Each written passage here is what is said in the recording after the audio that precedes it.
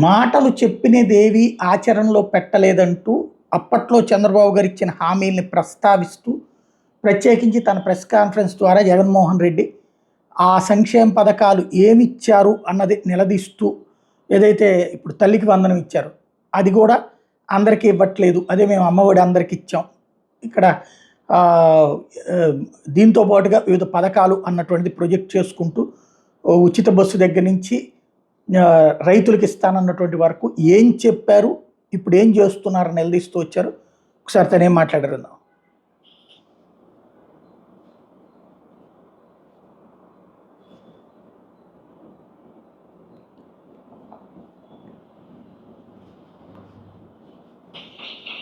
అది అన్నిటికన్నా చాలా సులభం. పిల్లలకు ఉచిత బస్సు అది అన్నిటికన్నా చాలా సులభం. నెలకు 275 కోట్లు అవుతుంది. ఆర్టీసీ వాళ్ళకు 3,000 కోట్లు ఇస్తే ఆ పథకం ఇంప్లిమెంట్ అవుతుంది. మా కడపలో మహిళలందరూ ఎదురు చూస్తూ ఉన్నారు. పొద్దున్నే విశాఖపట్నం పోవచ్చు, అలా షికారుకు పోవచ్చు, విశాఖపట్నం చూసి రావచ్చు, మళ్ళీ మరుసటి రోజు విశాఖపట్నం నుంచి తిరిగి రావచ్చు.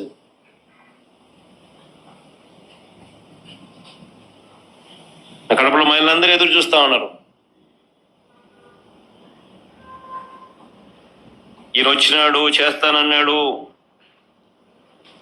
సంవత్సరం అయిపోయింది, పండగల పేర్లు మారుతా ఉన్నాయి. ఫస్ట్ ఏమన్నాడు? ఉగాది అన్నాడు. మళ్ళీ ఏమన్నాడు?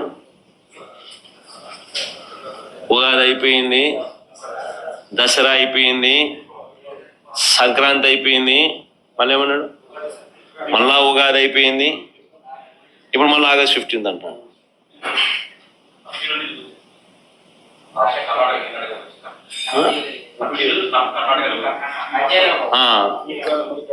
దానికి అధ్యయనం ఏముందని మేనిఫెస్టో అని చెప్పినాడు. దానికి అధ్యయనం ఏముందని నాకు అర్థం కాదు. ఆర్టీసీకి డబ్బిస్తే అధ్యయనం. ఎక్కేటోళ్ళు ఎక్కుతారు, ఎక్కిన వాళ్ళందరికీ విశాఖపట్నం విశాఖపట్నం పోతారు. మా అనంతపురం వాళ్ళు అమరావతి చూసుకునేదానికి విజయవాడ రావాలంటే విజయవాడకు వస్తారు, కనకదుర్గమ్మ గుడి దర్శనం చేసుకుంటారు, మళ్ళీ ఎనికిపోతారు. ఎక్కడెక్కడ టూరిజం ప్లేసులు ఉన్నాయి అక్కడంతా పోయి మా ప్రాంతాల్లో నుంచి ఆయా జిల్లా మా రాయలసీమ వాళ్ళందరూ తిరుగుతారు. ఇంకా వీళ్ళంతా కూడా ఇంకా పైకి పోతారు అని చూసి వస్తారు. ఇది జగన్ తాజాగా చేసినటువంటి మరొక ప్రధానమైన ఆరోపణ.